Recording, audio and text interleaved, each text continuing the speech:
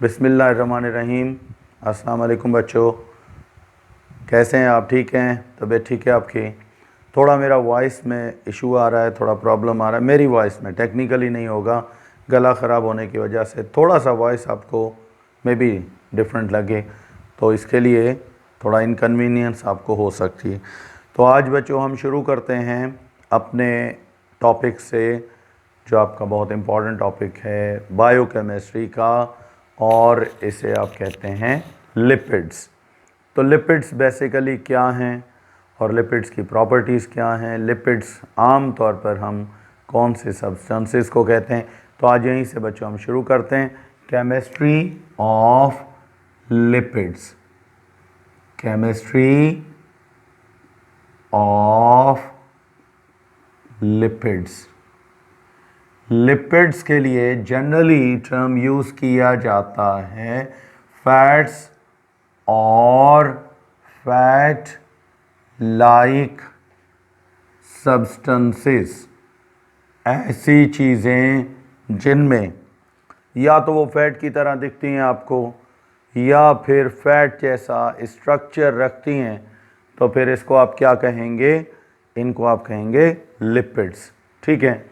आमतौर पर in chemistry, याद रखिएगा मैं आपको केमिस्ट्री के बारे में बता रहा हूँ, in chemistry lipids are substances which can be dissolved,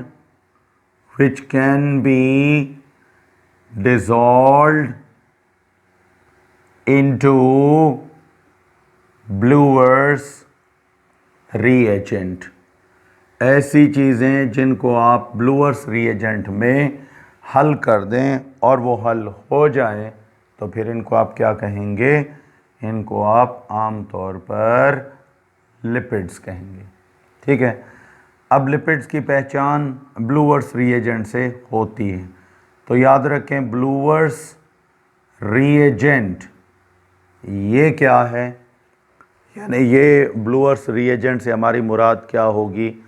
ब्लूअर्स reagent याद रखिएगा, इट इज़ ए मिक्सचर या जनरली सॉल्यूशन भी कह सकते हैं of di ethyl ether and, और दूसरा क्या है? Ethanol. Ethyl ether and ethanol with ratio. यहाँ रेशो काउंट होता है, रेशो ऑफ कितना है बेटा? 2:1। यानी आपने इसमें डाईइथाइल ईथर को हल करना है, किसके साथ? इथेनॉल को। इथेनॉल का 1 लीटर और डाईइथाइल ईथर का 2 लीटर। तो ये जो रिएजेंट या मिक्सचर बनेगा, इसको आप क्या कहेंगे? ब्लूअर्स रिएजेंट।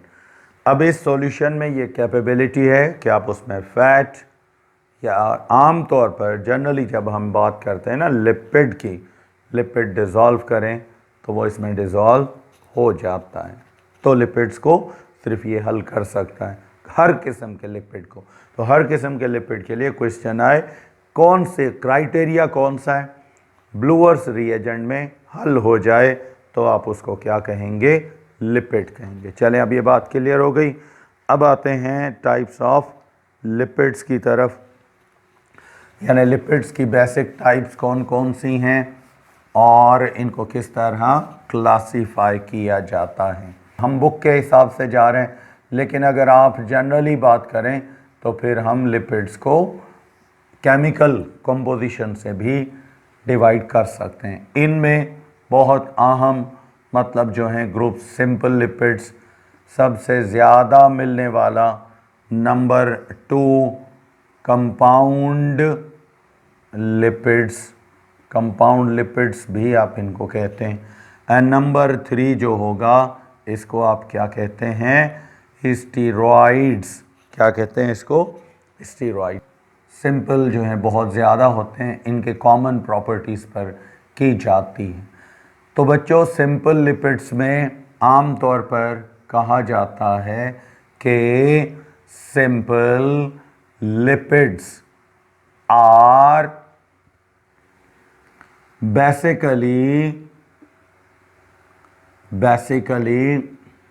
क्या हैं, ये आमतौर पर oils comma fats physical form. अगर फिज़िकल फॉर्म की बात करें तो फिर आप ये काउंट कर सकते हैं।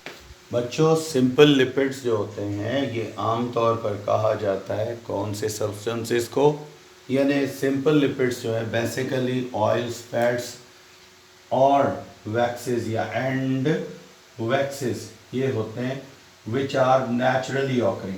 याद रखिएगा, ये आम तौर पर जो नेचुरली ऑकरिंग सब्सटेंसेस हैं उनके बारे में बताया जाता है। तो ये बेसिक क्लासेस जो है naturally occurring oils fats and waxes, ये सिंपल लिपिड्स कहलाते हैं। और ये लिपिड्स का बहुत बड़ा अहम ग्रुप है और इसी से हम आम तौर पर लिपिड्स की शुरुआत करते हैं। बहुत ज़्यादा मिकदार लिपिड्स की हमें इन्हीं की शक्ल में मिलती है। अब आते हैं कि ऑयल फैट्स और वैक्सेस जो हैं ये आम तौर पर क्या होते हैं। ऑयल्स या फैट्स के बारे में अब आपको बताएंगे कि ये हकीकत में हमें कहाँ मिलते हैं और इनकी कंपोजिशन, इनकी बनावट क्या है। इनमें आमतौर पर अगर हम देखें तो ये फैट्स, उसके बाद ऑयल्स और वैक्सेस, ये ज़्यादातर हमें कहाँ से मिलते हैं। वैक्सेस आर नेचुरली, यानी इनके जो बेसिक अगर हम रिसोर्सेज देखें नेचुरली क्या हैं, प्लांट ओरिजिन। असल में तो ये प्लांट ओरिजिन है और सम एनिमल ओरिजिन भी इनका है, लेकिन याद रखिएगा एनिमल्स भी बनाते हैं इनको, पर हासिल कहाँ से करते हैं, प्लांट से हासिल करते हैं। तो फैट्स, ऑयल और वैक्सेस ये प्लांट ओरिजिन होते हैं या एनिमल ओरिजिन। प्लांट ओरिजिन्स की में बेसिकली प्लांट्स में बनते हैं, एनिमल उनको पॉलीमराइज करते हैं, एक साथ रखते हैं। तो इनकी ऑकरिंग यही है। अब आते हैं कि ये आम तौर पर बनते किससे हैं, यानी अगर हम इनकी कॉम्पोजिशन की बात करें तो कॉम्पोजिशन में हम इनको कौन से ग्रुप्स में डिवाइड करेंगे, यानी दे आर ट्राई एसाइल। ये ट्राई एसाइल ग्लाइसराइड या ग्लाइसराइड्स होते हैं, ठीक है, glycerides of fatty acids. Fatty acids जो हैं इनके ट्राइसाइल ग्लाइसराइड्स होते हैं, फैटी एसिड्स, ठीक है।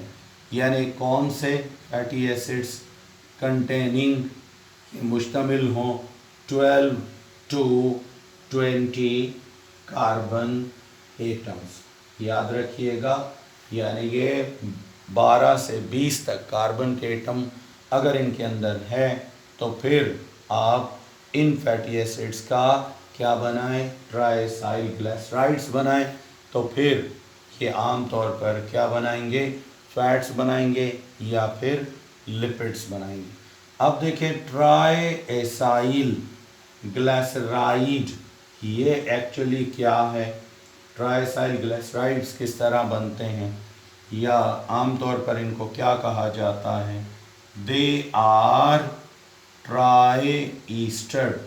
ये आमतौर पर ट्राई ईस्टर होते हैं किसके, of ट्राइस्टर्स of glycerol.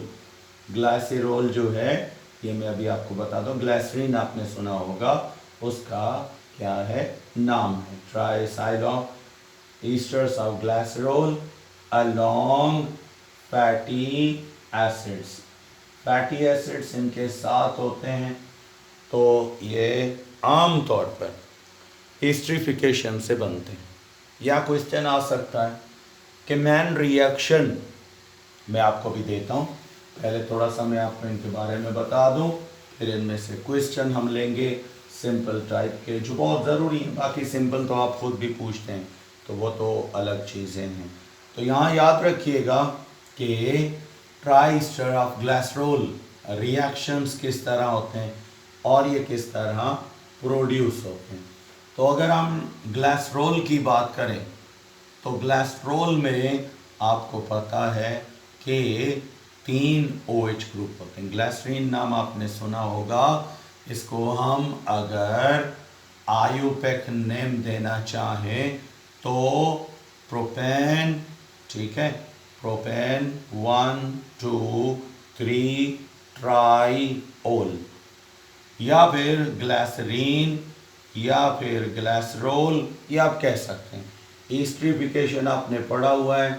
Carboxylic acids ये सैचुरेटेड भी हो सकते हैं और ये अनसैचुरेटेड भी हो सकते हैं। आगे मैं आपको बताऊंगा कि ये आमतौर पर सैचुरेटेड होंगे तब क्या बनेंगे और अगर अनसैचुरेटेड होंगे तब क्या बनेंगे। तो देखें, अल्कोहल ये आमतौर पर किसी एसिड की मौजूदगी में सल्फ्यूरिक एसिड यूज़ किया जाता है। नॉर्मली बेसिक मीडियम में भी होता है, ये अब आपको पता चल गया होगा। तो हमने यहाँ पर क्या किया, अगर स्ट्रॉन्ग एसिड कंसनट्रेटेड आप यूज़ करेंगे तब क्या होगा कि यहाँ से इनमें से ये बेस है वैसे, लेकिन ये प्रोटॉन रिलीज़ करेगा। क्या रिलीज़ करेगा? प्रोटॉन। अब मीडियम याद रखना कौन सा है, स्ट्रॉन्ग एसिडिक मीडियम है तब, पर अगर बेस यूज़ करोगे तब ये OH देगा और ये प्रोटॉन देगा। तो मीडियम पे डिपेंड करता है मीडियम कौन सा है। अब देखें क्या होता है, यहाँ से प्रोटॉन और यहाँ से कंप्लीट OH, तीनों का ये चला गया। अब हमारे पास बाकी जो बचा ये आम तौर पर एल्कोक्सी ग्रुप बचता है, माइनस में है, ठीक है। 3 ग्रुप्स हैं। कार्बोजाइलिक एसिड का कार्बोनाइल एक, फिर दूसरा कार्बोनाइल, इसको आप एसाइल ग्रुप भी कह सकते हैं, ये आएगा और इनके प्लस और माइनस चार्जेस कैंसिल हो जाएंगी। यहाँ पर हमें प्रोडक्ट कौन सी मिलेगी? प्रोडक्ट जो हमें मिलेगी इसको आप कहेंगे ट्राई ईस्टर ऑफ ग्लाइसरॉल। क्या कहोगे इसको? ट्राइस्टर ऑफ ग्लिसरॉल। और ये इसके बाद बाकी क्या बचा? 3 OH 3 प्रोटॉन, ये मिलकर क्या बना लेंगे? H2।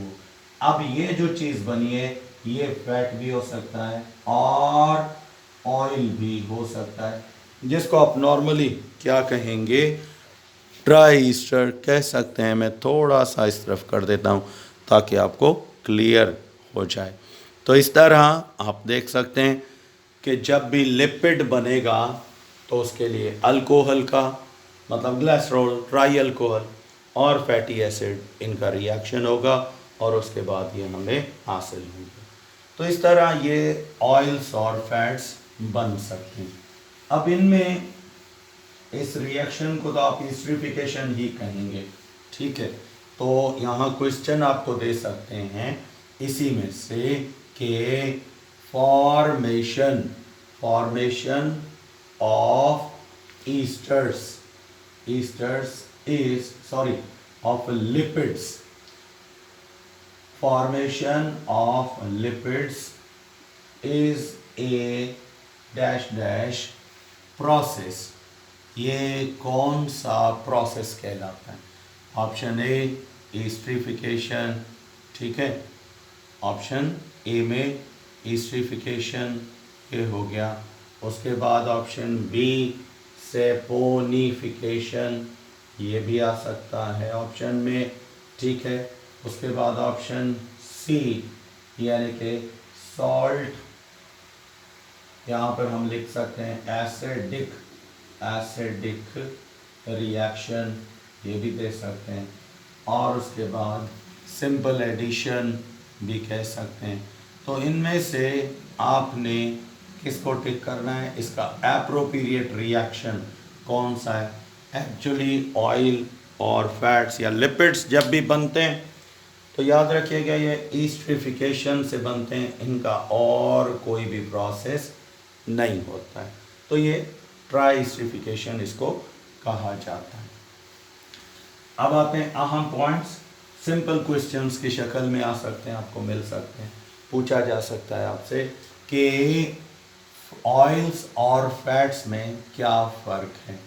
ऑयल्स एंड फैट्स अगर हम ये देखें तो ये ट्राई ईस्टर ही हैं, ट्राई ईस्टर्स हैं, ठीक है। लेकिन फैट्स में और ऑयल्स में कहीं कहीं डिफरेंस आ जाता है। वैसे फैट्स और oils have same chemical composition. फर्क है इसमें, ऐसे नहीं है 100% सेम केमिकल असल में प्रोसेस जो है जिससे ये बनते हैं वो प्रोसेस सेम है, मेजर फंक्शनल ग्रुप सेम है। वो अलग बात है कि ऑयल्स और फैट्स ये थोड़ा सा चेन स्ट्रक्चर, कार्बोजाइलिक एसिड्स का स्ट्रक्चर, इसमें डिफरेंस आता है। यानी हम कह सकते हैं कि ऑयल्स जो हैं are triesters of glycerol, ये ग्लाइसरॉल के ट्राई ईस्टर होते हैं ऑयल्स जो हैं, ठीक है। ग्लाइसरॉल अलोंग, याद रखिएगा, चेन ऑफ, इनमें अक्सर कौन सा होता है, अनसैचुरेटेड फैटी एसिड्स। इनमें जो ज़्यादातर चेन होती है वो अनसैचुरेटेड फैटी एसिड्स की होती है ऑयल्स में, जबकि फैट्स और वैक्सेस में से नहीं होता। लेकिन हम बात सिर्फ अभी हाल फिलहाल फैट्स की कर, वैक्सेस में थोड़ा सा फ़र्क है, ये ट्राईस्टर्स का जो होता है। तो फैट्स जो हैं ये भी आर ट्राई ईस्टर, ये ट्राईस्टर्स होते हैं, किसके होते हैं, ऑफ ग्लाइसरॉल। इस वजह से कहते हैं केमिकल कंपोजिशन सेम है, दोनों में ग्लाइसरॉल आता है, अलोंग सैचुरेटेड फैटी एसिड्स, ज़्यादातर इनके साथ सैचुरेटेड फैटी एसिड्स होते हैं। अब इनमें बहुत सारे, मैं थोड़ा यहाँ आपको रिमाइंड करवाता जाऊँ बेटा, इनमें बहुत सारे ऐसे भी, मतलब आपको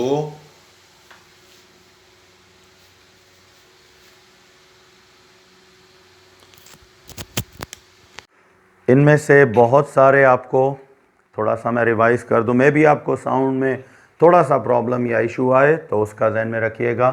ऑयल्स और फैट्स की अगर हम वैसे कंपोजिशन देखें तो ऑयल और फैट्स जो हैं ये सेम कंपोजिशन रखते हैं, केमिकल कंपोजिशन।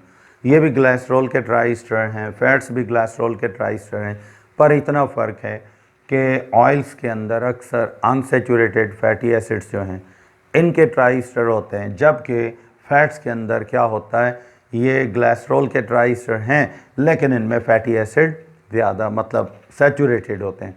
अब याद रखें कि इस तरह भी नहीं होगा कि 100% फैट्स जो हैं वो सिर्फ़ और सिर्फ होंगे ही सैचुरेटेड के, और ये 100% अनसैचुरेटेड नहीं। इनमें अनसैचुरेटेड और सैचुरेटेड होते हैं, लेकिन ऑयल्स के अंदर अनसैचुरेटेड फैटी एसिड ज़्यादा होते हैं, सैचुरेटेड कम होते हैं। जबकि हम अगर ऑयल्स की बात करें तो यहाँ अनसैचुरेटेड ज़्यादा और सैचुरेटेड कम, तो ये थोड़ा बहुत परसेंटेज इनकी एक दूसरे के साथ मिक्स होती है। तो आप ये ना समझिएगा कि 100% फैट्स जो हैं वो सिर्फ मतलब सैचुरेटेड हैं और ये 100% अनसैचुरेटेड हैं, इस तरह नहीं। दूसरी मैं आपको बात बताऊं, वो ये है कि ऑयल्स एक सीज़न में, एक अगर ईस्टर ऑयल की शक्ल में, तो दूसरे सीज़न में वो फैट में चेंज हो सकता है। अब आप इसी वजह से कहते हैं कि केमिकल कंपोजिशन से फिज़िकल स्टेट इनकी चेंज होती है। देख लो, आपने देखा होगा कोकोनट ऑयल है या डिफरेंट ऑयल्स हैं, ये बिलो 20 डिग्री सेंटीग्रेड ऑयल रहते हैं, लेकिन अगर टेम्परेचर इनका आप 20 डिग्री से कम करते जाएं तो फिर क्या होगा, इनमें ऑयल्स में अक्सर ये होता है कि अगर 20 से नॉर्मली कम है तो ऑयल है, लेकिन अगर 20 से टेम्परेचर आपने कम किया और वो ऑयल क्या हो गया, आमतौर पर जब आप फैट की बात करते हैं तो वहाँ ये होता है 20 डिग्री से कम वो फ्रीज़ हो जाता है, सॉलिड बन जाता है, फैट बन जाता है। 20 से अबव वो क्या होता है, ऑयल होता है। लेकिन ऑयल्स के लिए ऐसे नहीं है, ये 20 से कम भी टेम्परेचर आप करेंगे तो ये क्या रहेंगे, ऑयल्स ही रहेंगे। तो एक ये चीज़ भी है कि एक ही चीज़ एक सीज़न में फैट है तो दूसरे सीज़न में वो ऑयल हो जाती है। जैसे कोकोनट ऑयल है, आपको पता है ये आमतौर पर हॉट सीज़न में ये ऑयल की शक्ल में होता है, कोल्ड वेदर में, कोल्ड सीज़न में ये किस में चला जाता है, ये फैट्स में चला जाता है। तो यहाँ पर इन दोनों के फिज़िकल स्टेट का चेंज होना एक दूसरे में ये भी पॉसिबल होता है। तो अब हम आगे शुरू करते हैं कि आम तौर पर इनमें जो बेसिक मतलब डिफरेंस था वो स्टेट का है। कहीं कहीं सेम स्टेट वाले एक दफ़ा ऑयल और दूसरी दफ़ा फैट्स बन सकते हैं, ये भी है। लेकिन फैटी एसिड्स में फैट्स ज़्यादा मतलब अनसैचुरेटेड फैटी एसिड ज़्यादा हैं तो फैट्स, अनसैचुरेटेड ज़्यादा हैं तो ऑयल्स होंगे। अब आते हैं इसेंशियल। इसेंशियल क्या हैं, ऑयल्स। इसेंशियल ऑयल्स आप किसे कहते हैं, यानी those oils which are body, जिनको हमारी बॉडी, हमारा जिस्म cannot synthesise, body prepare नहीं कर सकती, ठीक है, ऑयल्स को। तो फिर पर ये भी है, दे आर इसेंशियल, ज़रूरी हैं, ठीक है, फॉर आर बॉडी फंक्शन, हमारे कई बॉडी फंक्शंस जो हैं इनके लिए इनका होना बहुत ज़रूरी है, ठीक है। और ये हम कहाँ से लेते हैं, दे आर ऑब्टेन्ड, ये हासिल किए जाते हैं, ठीक है, या तो एनिमल्स में से या फिर प्लांट्स में से, फ्रॉम प्लांट्स और एनिमल्स, और ये हमारी डाइट में आते हैं एनिमल्स, थ्रू डाइट, खुराक जब आप लेते हैं तो उसके ज़रिए इनको आप यूज़ करते हैं, वहाँ से आपको मिलते हैं, वरना याद रखिएगा कि आपके जिस्म में पैदा नहीं होते, बनते नहीं, पर हैं ज़रूरी। सारे जितने भी एसेंशियल ऑयल्स हैं, ऑल एसेंशियल ऑयल्स, याद रखिएगा ये क्या होते हैं, all essential oils are unsaturated triesters of glycerol. Triesters होते हैं ग्लाइसरॉल के, पर कौन से, ठीक है, अनसैचुरेटेड। फैटी एसिड भी कह सकते हैं, अनसैचुरेटेड फैटी एसिड्स जो हैं इनके ट्राइस्टर्स हैं, जिनको आप आमतौर पर एंड ग्लाइसरॉल ये कह सकते हो या ग्लाइसरॉल कह सकते हो। तो अनसैचुरेटेड फैटी एसिड अगर कोई ईस्टर बनाते हैं तो ऑयल, सैचुरेटेड बनाते हैं तो फैट, थोड़ा बहुत कंपोजिशन में सैचुरेटेड आते हैं लेकिन वो बहुत कम होते हैं। अब आते हैं इनकी मिसालें, पामेटिक एसिड, चंद एग्जाम्पल बेटा इनकी, यानी सैचुरेटेड और अनसैचुरेटेड फैटी एसिड्स की जो मोस्ट कॉमनली यूज़ होते हैं। इसको आप आमतौर पर क्या कहते हैं, पामेटिक एसिड, फार्मूला है C15H35, सैचुरेटेड है, ये फैट्स में ज़्यादा यूज़ होगा, पूरी चेन में सारे सिंगल बॉन्ड। फिर उसके बाद नेक्स्ट आपके पास आता है स्टीरिक एसिड, जिसके अंदर अगर आप देखेंगे तो इसका फार्मूला है C17H35, ये भी सैचुरेटेड है और ये फैट्स में मिलेगा। जबकि अगर हम इसका देखें ऑयलिक एसिड का, तो ऑयलिक एसिड बेसिकली क्या है, अनसैचुरेटेड है, फार्मूला C7, ये सेम है, बस 2 हाइड्रोजन कम करें, एक डबल बॉन्ड, 2 हाइड्रोजन और कम करें, 2 डबल बॉन्ड, तो आप देखें 33 हो गया, तो ये अनसैचुरेटेड हो गया, एक डबल बॉन्ड आ गया। उसके बाद ये ऑयलिक एसिड था, अब आते हैं लाइनोलिक एसिड की तरफ, तो इसमें इसका फार्मूला इनका सेम है, थोड़ा सा फ़र्क है, 2 हाइड्रोजन और कम कर दें, इसमें 2 डबल बॉन्ड आ गए, ये भी अनसेचुरेटेड, इसमें एक डबल बॉन्ड आ गया, ये अनसेचुरेटेड फैटी एसिड हो गए। तो अनसेचुरेटेड फैटी एसिड क्या बनाएंगे, ये फैट्स बनाएंगे, और जो सेचुरेटेड सेचुरेटेड जो है वो फैट्स बनाएंगे, और अनसेचुरेटेड क्या बनाएंगे, ऑयल्स बनाएंगे। बाकी इनकी कंसंट्रेशन दोनों में होती है, फैट्स में ये लेस होते हैं, ये मोर होते हैं, और ऑयल्स में ये ज़्यादा होते हैं, मोर ये होते हैं, ये बहुत लेस होते हैं, लीस्ट अमाउंट होती है। तो इस तरह ये ऑयल्स या फैट्स जो हैं ये बनाते हैं। इसेंशियल ऑयल अभी आपको बताया, सारे के सारे जो हैं ये हमारी बॉडी में आम तौर पर ज़रूरी हैं, ये अनसेचुरेटेड फैटी एसिड से बनते हैं।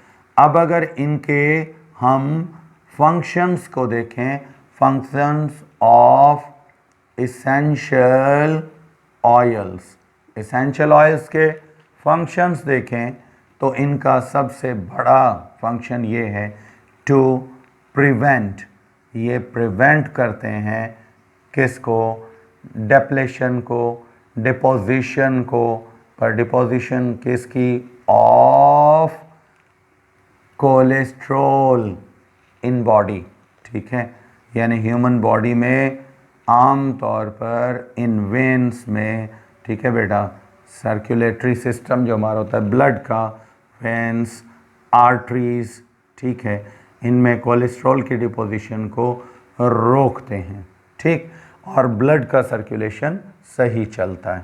उसके बाद दे ऑल्सो प्रोटेक्ट अस, ये हमें प्रोटेक्ट करते हैं, हमारे स्किन के ऊपर ऑयल्स और फैट्स की लेयर बनती है, लिपिड लेयर जिसको आप कहते हैं, अक्सर ये फैट्स की होती है लेकिन ऑयल्स इसमें शामिल होते हैं। दे प्रोटेक्ट आवर स्किन, ये हमारी स्किन की क्या करते हैं, प्रोटेक्ट करते हैं इसको, फ्रॉम किसमें से, वायरसेस, ठीक है, वायरस से बचाते हैं, बैक्टीरिया से बचाते हैं, इंसेक्ट्स की मतलब बाइट से बचाते हैं। तो इस तरह इनका बड़ा काम ये भी होता है। उसके बाद स्किन डिसऑर्डर्स, जैसे आपने पढ़ा होगा एक्जिमा, दे प्रिवेंट एक्जिमा, ये आम तौर पर जीमा, आम तौर पर आप वर्ड एक्जिमा यूज़ करते हैं, तो ये इस डिज़ीज़ से, ये आम तौर पर स्किन डिसऑर्डरनेस आती हैं, तो इसमें कई इसके टाइप्स होते हैं। तो ये स्किन डिसऑर्डर डिज़ीज़ है जो आम तौर पर हमारे स्किन के ऊपर कभी पैथोजेंस अटैक करते हैं या फिर उसमें वुंड्स हो जाते हैं, तो उससे बेटा ये क्या करती हैं, हमें बचाती हैं। They also help to produce reproductive, जो रिप्रोडक्शन होती है उसके लिए रिप्रोडक्टिव हार्मोन्स, रिप्रोडक्टिव हार्मोन्स बनते हैं, उनमें भी इनका बड़ा रोल होता है।